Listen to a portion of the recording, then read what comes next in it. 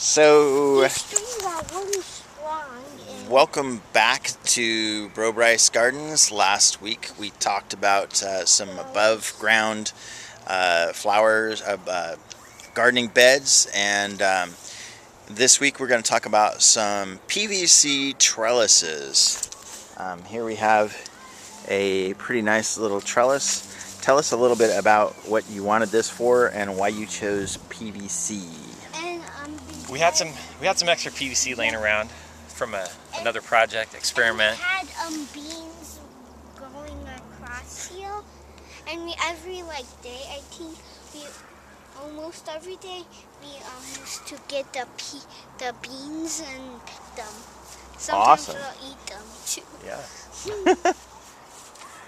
You know, PVC's cheap, easy to work with. You can cut it with a pair of PVC clippers. Yeah. Wish I had that to show you. And you just snap it together. So anybody who's played with Legos growing up, it's perfect. It's not even glued together. So if I ever want to take it apart and put it somewhere else, I can easily do that.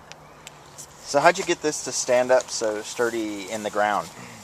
Well, we positioned the trellis here at the end of the bed so we could take advantage of, 6 inches of soil across here.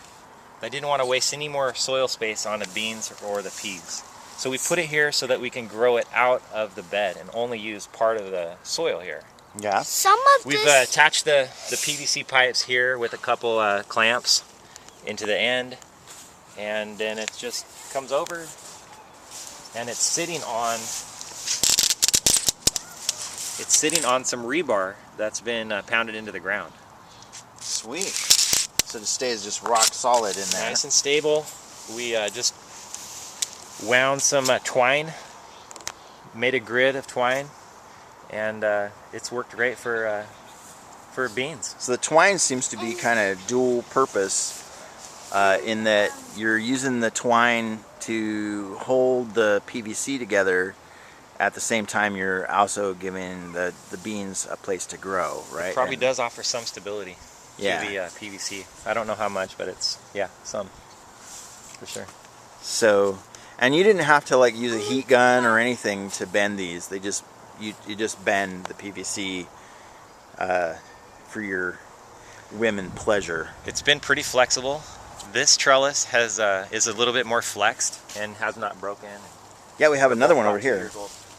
And this one is did you have to use the rebar on this, or did you just clamp it? No rebar holding that one in. It's just attached to the beds. So it's just clamped right onto the side of the beds down here. And so you can grow out of either side as you choose. Yeah, and we did cucumbers on this last year.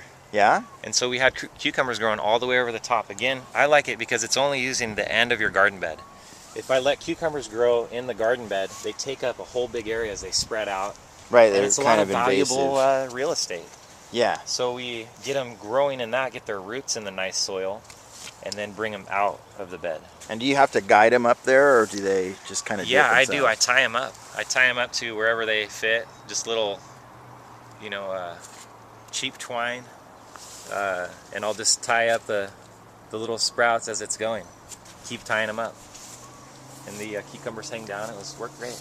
And again, it doesn't seem like it was too hard to bend these to be that flexed. No, it's really easy. Anybody can bend it. And that's almost it's like 6.5, 7 feet tall.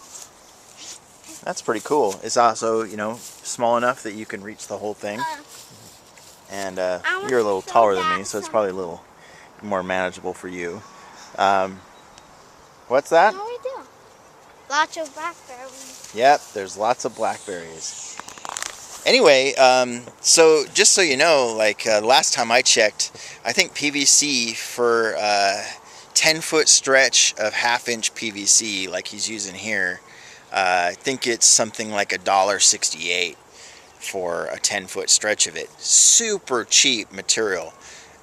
Even for as much as he's using for this bigger one here, and for even this one here, really you can't imagine one of these costing more than maybe $20 for the whole thing.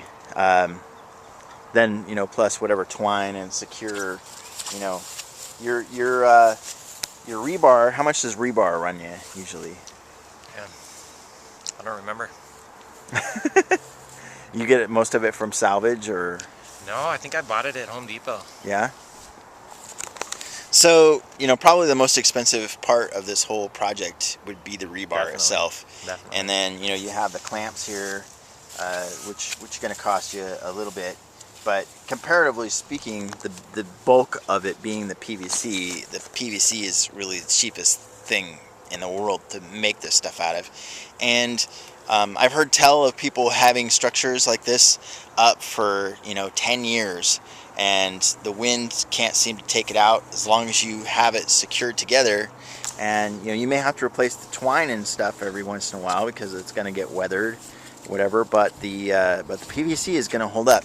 One tip that I would tell you, and I learned this from a plumber, don't use CPVC for these outdoor things, because as soon as it gets out in the sunlight, it's going to become fragile like glass, and you know, you bump it with something or you put any kind of stress on it and it's liable to just shatter like glass. So I would not even mess with using CPVC, which is what they use for hot water.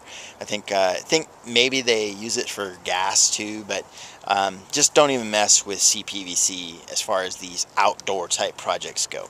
Outside of that, I think this is a worthwhile project. I'm actually thinking of me and James tackling what's left of the area from my Wreck the Deck project, and maybe housing a big PVC greenhouse or something. We'll see. See how the year goes. Anyway, we'll see you next week when we're going to talk about guessing that plant.